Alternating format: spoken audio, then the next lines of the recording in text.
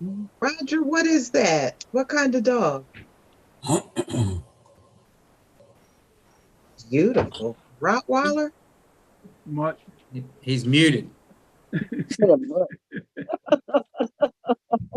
Donald, folks, did I hear you denouncing your team? No, This is Georgia. No. I can say anything about my team. He's beautiful. I can say anything about my team, but they're my team. But we live and die by him. Yeah, that's right. Oh, I thought Third you said down. your team. We're here to pick them up. Yeah, right. That's right. Go Pittsburgh. I think we are. You're ignorant. I think we are live now, recording on YouTube. So whenever we are ready. Who's Hey, Councilman Folk, Councilwoman Alameen, Councilwoman Green, Councilman Simpson? Is Councilwoman Hunt with us? No. Councilwoman Graves? Yes, I'm present. How are you? Doing pretty well. How about yourself? I'm grateful, thank you. Okay, so I will send Councilwoman Hunt a text, but in the meantime, we can get started. I'm sorry. I was speaking to Nadia. I didn't see her on here earlier. I was saying. Yes, I run a little bit late. Hi, how are you? Okay. Okay. Okay, so I'm going to give you a little outline here so we can get started. Good evening to all of you, my colleagues, staff, and our public who is tuned in. This is a public hearing on the City of Coatesville's proposed 2021 budget being held in accordance with Section 2-604 of the city's charter. And the purpose of this hearing is to permit interested citizens to express their views on the budget. And before we begin, I want to note that public notice of the City Council's public budget workshops was published in the Daily Local News on October 20th. Those workshops were held on November 4th, 11th, and 16th. Council adopted the city's 2021 preliminary budget on November 24th, 2020. Notice that the preliminary budget with a summary was available to the public and was published in the Daily Local News on the 27th of November, 2020, with a summary of the budget. The publication also included notice of tonight's hearing. There being proper notice for this budget hearing, we shall proceed. And a summary of the preliminary budget was published on the 24th of November. The preliminary budget is balanced as required by the city's charter. At this time, does any member of council have a comment on the proposed budget? I would like to make a comment. I'm sorry, I didn't raise my hand. I'm sorry. Did someone raise their hand already? I didn't see, but please proceed. I would just like to make a comment. I mean, the budget is the budget, and you know, we all wish we had tons and tons of money. But I just want to assure the residents that this is the first time that our budget does not require us to remove any of our money that's set Councilwoman aside. Green, can I interrupt you one second? Just to say, could those of us who are not currently speaking mute our mics because there's background noise and it's not very clear what Councilwoman Green was saying? I'm sorry. Thank you. And I'm sorry for interrupting. Again, I would just like to, you know, speaking to the public, to the staff, and to my colleagues, you know, the budget is the budget, and we would wish that we would have oodles of money in our coffers, you know, but I'm just grateful that this year we're not taking money that was set aside from our trust to make the budget work. You know, there's some things that, you know, we have to comply by, you know, some contractual obligations that the city is obligated to. But this year has proven that, you know, things are looking up for the city of Coatesville. And as these items that are not within our control become within our control, we can look at them going forward in the next year or so. But I'm just grateful for what we have, and I just thank the staff. I thank our city manager for having the wherewithal and just going through and dealing with what we have and making it work. And I'm just thankful for that. Thank you. Thank you, Are there Councilwoman. any other? I'm sorry. I was just saying thank you, and thanks to our staff as well. Everyone put in a lot of hard work, so thank you all. And a lot of work. Yes, I have a comment if I can be put on the stack. Please.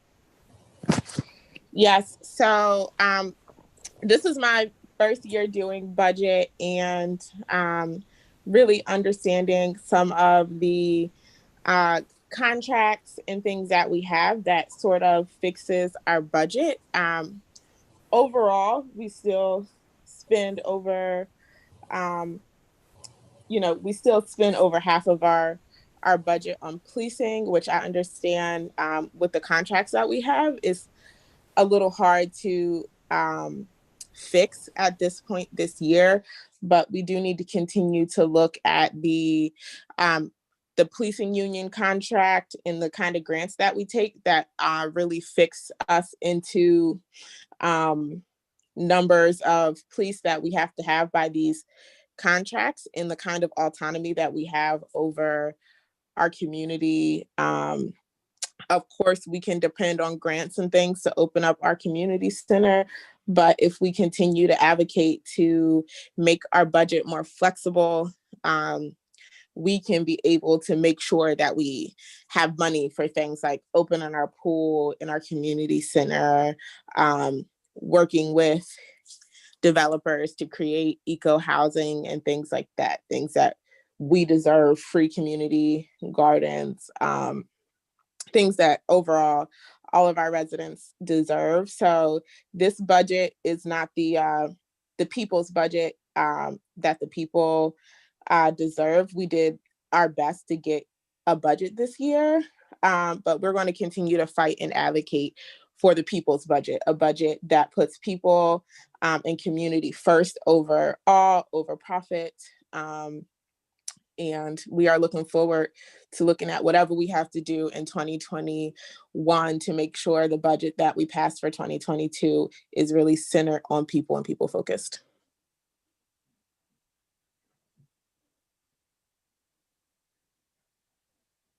Are there any others? Yes, I would just like to say, I'm very, very pleased this year with the budget.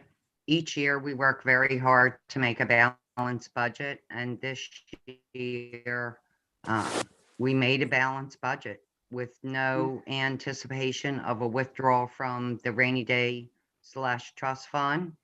And so I think for the city that is a very large accomplishment.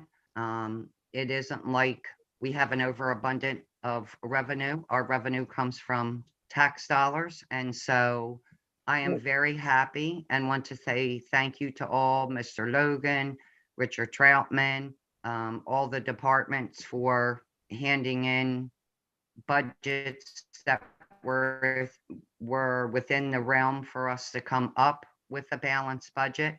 And we do always have to consider profit. I'm going to say that just because I want the residents to understand, because if we don't consider the amount of money that the city comes in and the city falls short, and there isn't a trust fund / rainy day fund, then the only option, which is something that I never want to do, would be to raise taxes. And I do not believe that our residents would be happy with a tax increase.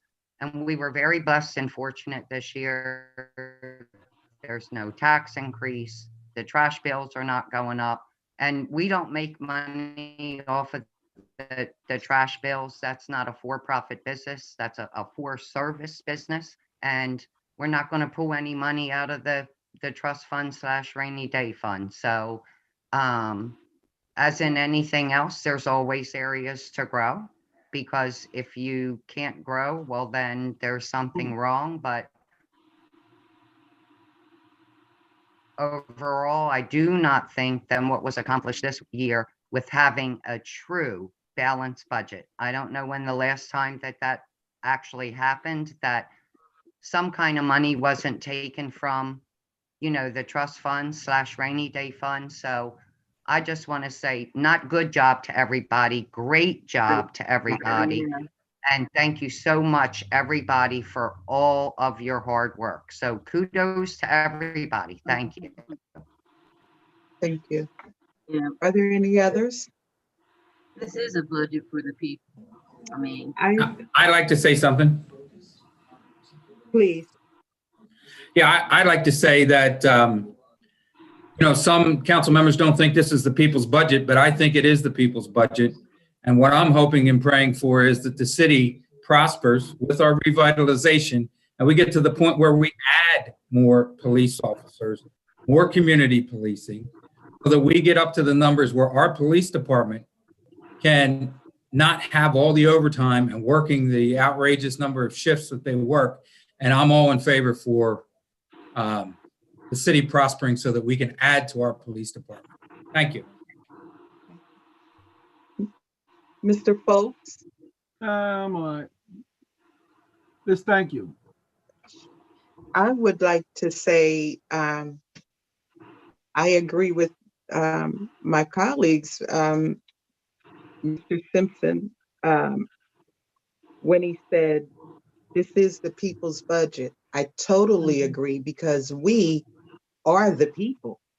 We are of the people, for the people, by the people.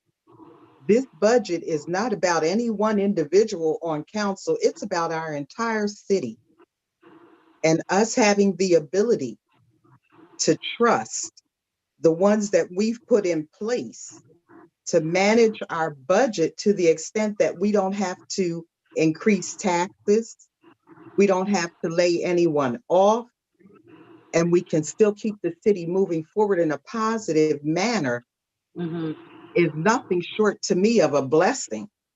Because like Councilwoman Alameen said, we've always had to foster a balanced budget by drawing down and borrowing from. This time we didn't have to borrow from anyone, any account. We were able to come up with a balanced budget. Thanks be to our staff and our administrators. So during this season, the spending has been like we're on working with a skeleton crew for the most part. And our spending has been cut beyond measure. And we're still able to move forward. So for the people who I consider myself one of, I'm grateful for this budget. And thank you, thank you, thank you. Job very well done by Mr. Troutman, Mr. Logan, all of our department heads, and everyone that had input, including council. Thank you. The city of Coatesville is moving forward in a positive manner. We haven't always been in this position. We want a lot. We have a long wish list, but with reality in front of us, we have everything we need right now to take the next step. We want more, then we have to go out and make more happen. We can't cut our way out of growing. So again, thank you so much to everyone.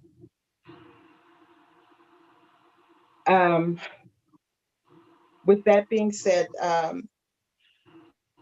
Mr. Logan, would you like to have input, comment?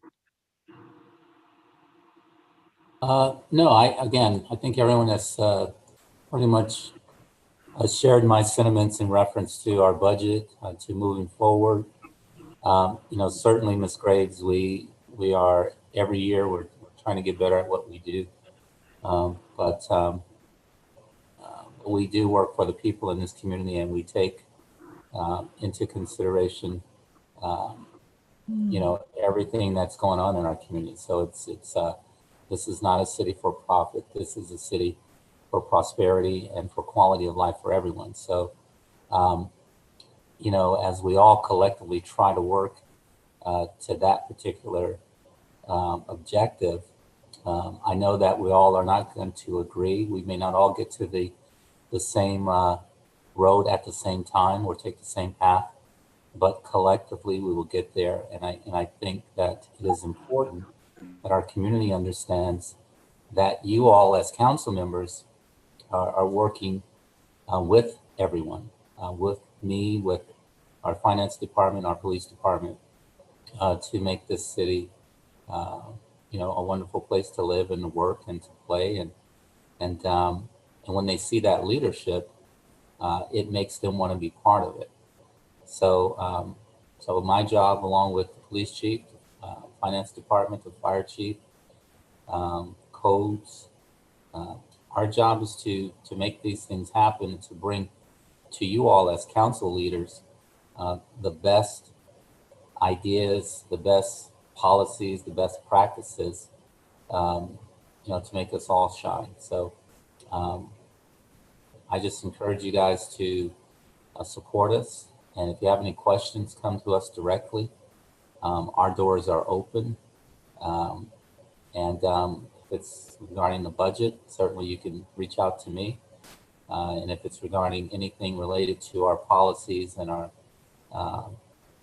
in terms of our service deliverables to this community, you should always reach out to me, or if it's a police related matter, the chief. That's what we're here for. You know, we don't need to hide behind emails or posts or anything like that. We're here for you, and you know, our doors are open. Thank you. Thank you.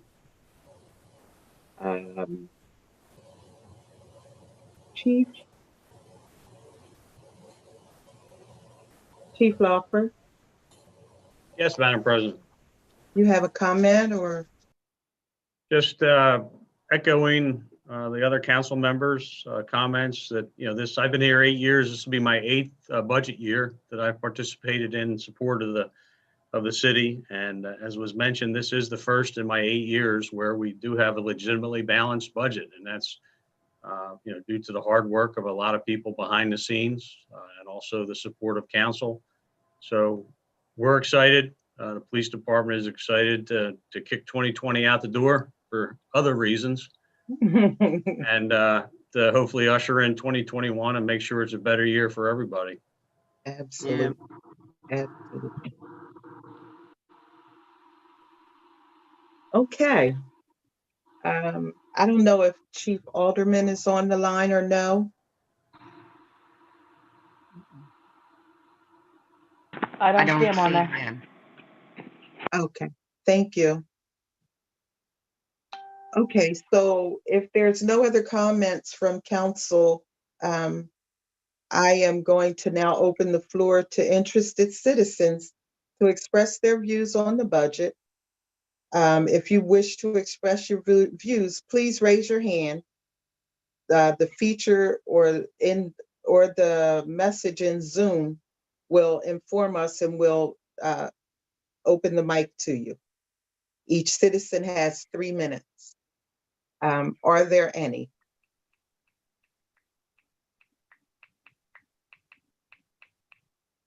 I don't see any. Thank you.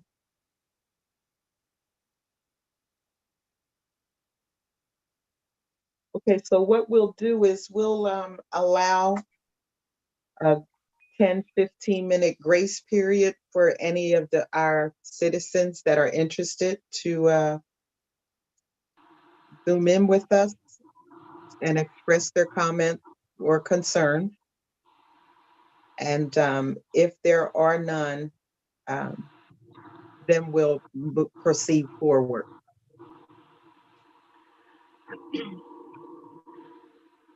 Well, can we address something while we wait? Please. I had spoken to Mr. Logan today regarding the simple wear a mask thing Mhm. that's going on. I've been trying to. I'm not so savvy on my phone. I was trying to put together a picture or video or whatever.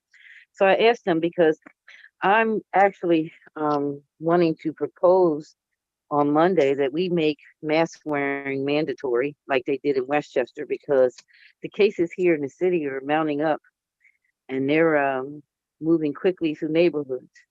Um, but I had asked, Mr. Logan has sent out everyone a new Coatesville mask, and I was Mhm. asking that him, if we were able to take pictures of us having the mask on, if he would be able to put that together for a PSA. So I don't know if anyone else would be interested in doing that, but I'm not computer savvy enough to put that together. I tried and it wasn't working for me. But I think that for the community that we should take a stance on this mask situation. Yes, that's the logo right there. Simple, ask, wear a mask. Right. Um, but I think that we need to take this a little step further and put a mandate on the mask. That's just I I my would say, oh, I'm I'm sorry. sorry. No, please go ahead, Miss Alameen. I would say that I agree with that. I actually even called Mr. Logan and discussed it with him, and I will tell you why I'm in agreement with that. Your phone Friday, is we went up breaking. 19 and a death. I'm sorry. Oh, I'm on the computer. It's Is that dragging. better? Yes. Okay. So on Thursday, we went up 25 cases. On Friday, we went up 19 and a death. They were late posting today, but they've posted, and we've went up another 33. So we're at 533. wow. And I've seen a lot of videos on Facebook as well of people house parties, and I've gotten a couple calls from people that there's really nothing we as council can do. I got a call from someone and they told me that they were in a store and there was an individual in that Breaking up again. store that and they wanted to know what I could do. I said, council cannot do anything about that. But unfortunately, people that have it and they're It's breaking up. not like You, we totally can't hear knocked you at down, all. symptoms like a cold or what. Can Councilwoman you hear me Alameen, now? you broke up really bad. You the last thing I heard clearly where you were at a store. No, I got a phone call. Can you hear me Okay. now? Am I Yes, clear? ma'am. Yeah. Okay. So I got a phone call from a resident. They were in a store and they were very concerned because someone was in that store that tested positive. And I said, well, how do you know they tested positive? And they said, go to such and such page, you'll see. So I did. And sure enough, they had put a post up that they had tested positive. And since people are not adhering to what they should, if you have it, you stay in quarantine. If you go out, you wear a mask. And really right now, that being out with a mask, that's a state mandate. That's a Governor Wolf mandate. And so I don't know how else we make people understand how serious this is unless we put some things in place. And we should not have to babysit, but we as council are responsible for the citizens and the community. So it is our responsibility to try our best to keep the residents safe. And I just don't know how to do that anymore without implementing some mandates.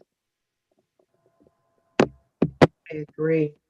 I too was speaking with Mr. Logan regarding the mask mandate campaign, simple ask, wear a mask. And I thought it would be a good idea for all of us as council members to have our pictures taken with the mask with the city logo, and maybe even put not just on our uh, web page, but also on the billboard. Well, it's not a billboard, the digital sign up on 30. I think we as council should be very clear with our leading by example and help our residents to understand that we're not asking them to do anything we're not willing to do. So I agree with even with regard to the mandate, um, Josh, go.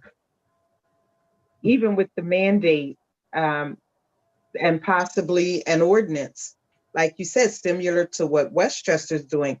I don't know how many people are aware, but I think their ordinance comes with a hefty fine for not wearing a mask. And not paying a fine is as easy as wearing a mask. It's your choice, your decision. And we have to um, be mindful of the health and safety of everyone in the community, not just the ones we associate with. So, looking into an ordinance and mandate following the governors and possibly, I don't know where the commissioners stand right now, but we do have to be proactive with this. We have to get on top of it.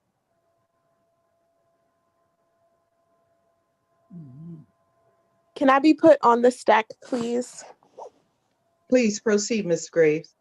Yes, I agree that the pandemic is getting very dangerous, especially through the holiday season, where more people are traveling, more people are gathering to celebrate. So we definitely need to put in mandates that will keep people safe, but we also need to, as a city, look over our city code to see what kind of relief that we can provide to people too, because these next couple weeks are just going to get dark for people. We really hope that the eviction moratorium continue, but right, if it doesn't, then what are we doing to help people who are getting evicted? And I know the CARES Act is also expires on the 14th. So I really would love for us to explore what we can do on the local level to provide some relief for COVID, whether that be make a mutual aid resource map or try to facilitate a city ran mutual aid network where people can volunteer to aid each other, but be something that the city is helping run and pouring resources into. But in addition to mandates that keep us safer, we also need to invest in relief for the people, because it's definitely going to be a dark time, as the weather gets colder, as more holidays come up and people gather more, and as this pandemic moves into its second wave. Councilperson Graves, When you say, unfortunately, oh, I'm sorry, go ahead. Go ahead. I was No, just going to ask please her. proceed. I was just going to ask her to detail when she says for resources and what exactly she was speaking to. So throughout COVID, a lot of cities have been doing mutual aid networks, which is a network people use, like a pinpoint map where people can drop a pin on things they need. They'll put on the map, hey, this is my address. Sometimes they put their street corner if they don't want to list their address. I'm a person in Coatesville. I live on Fifth Avenue, and I need somebody to go grocery shopping for me. Right. I need groceries, and then somebody else who uses the mutual aid map may pick up the pen and be like, oh, I can respond to this. Can I get these groceries for you? You know, contact them through this map. It's usually a Google map, and drop off the groceries. But for the city, we can maybe provide the website for it. Maybe we can, as council people, check in on the people who are helpers, or check in on the people who need help to make sure they get connected. But the idea of mutual aid is people who help people also need help, and it's very communal. And it's just it's like putting the aid into community. And, you know, the city can even sometimes be people who responds to people who need aid. Like, well, I mean, if that's something that you would like to put together, I mean, I think it would be great. I mean, as council people, we can put something like that together. But as far as if you're saying staff to do it, we are not a first class city, we are a third class. So as far as the resources financially, we would not be able to do anything like that. It would strictly be from donations and volunteerism. Now, the county does have something similar set up, and there are agencies that they list there, for instance, the CYWA, the different Excuse me, churches. Councilwoman Green, Mhm. your phone is Oh, kind of oh, I'm tunneling sorry. out a little bit. The county has something similar set up, but there's agencies in the city that kind of do those kinds of things.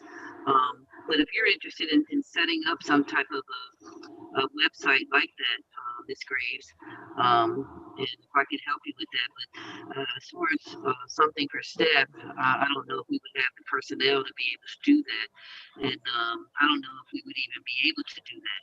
But there is something set up from the county, and if you would like to, I would work with you if you want to set up something local for the city to pinpoint people to help, because there are different agencies out here that are helping. I just posted the rent thing up again. I just posted that, shared that from Coastal Growing Greater. They've been sharing all kinds of things for people to give assistance. So if that's what you're talking, maybe, you know, if that's not what you're talking about, maybe I'm not understanding. But if that's what you're talking about, there is some things in place, and if you would like to work on that, I don't have a problem with this.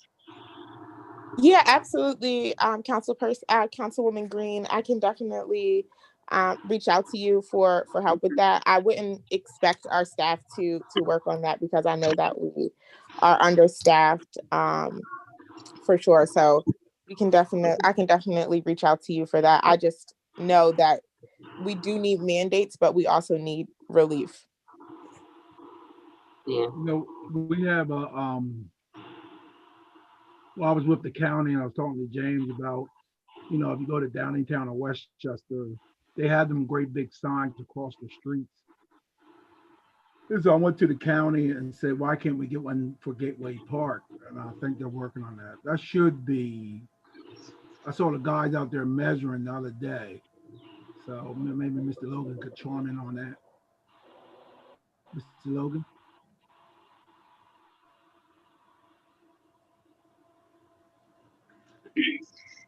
I'm sorry. Did you hear any more about the sign? For Gateway Park, Yes. Jules, he provided the information to the commissioner's contact or staff. As far as the delivery date, they have to get the sign made. Usually signs take about 2 weeks to turn around. So I would say in the neighborhood of 2 weeks. Oh, okay. And there's a contact person at the Coatesville Library. Yes. She has information for a lot of human service needs, similar to what you're speaking of, Miss Graves. I can't remember her name off the top of my head, but she's definitely in the library downstairs. If you just refer any of your constituents to the library, I'm sure Penny could direct them. Yeah.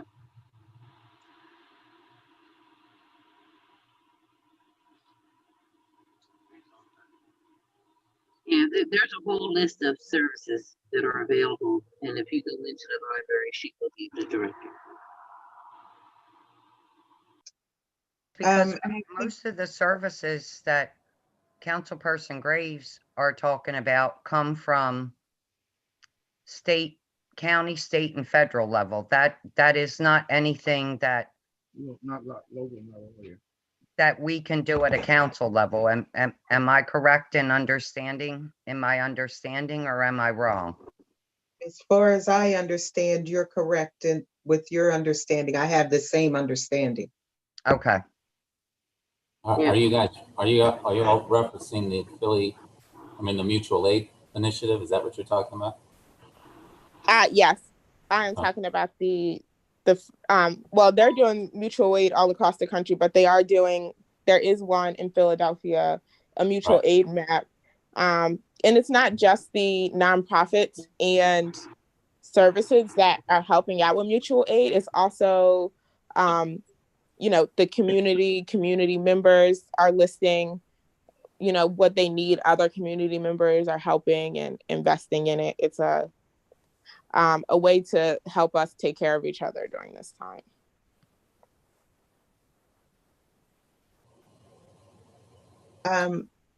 Have we gotten any citizen comments? No one has moved to the Zoom. No. Thank you. Okay, since there's no comments, then I would like to proceed forward. As it appears there's none, no expressions of citizens' views on the budget. If council doesn't have any further questions or comments, I would like to entertain a motion to close the hearing. But first, I'll make that again, motion. A if second. council doesn't have any further comment. I'm making a Okay. motion. I'm sorry, I hear, but I don't hear clearly. I'll make that motion. A second. Am I on? Questions, comments? Full council, please, sir. Mrs. Green, Yes. Mr. Folks, Yes. Mr. Simpson, Yes. Ms. Graves, Yes. Ms. Salamine, Yes. Ms. Lavender Norris. Yes. So And thank you to all. Have a blessed evening, be safe, and God willing, I'll see you on Monday. Right, for thank our you all. council meeting. Have a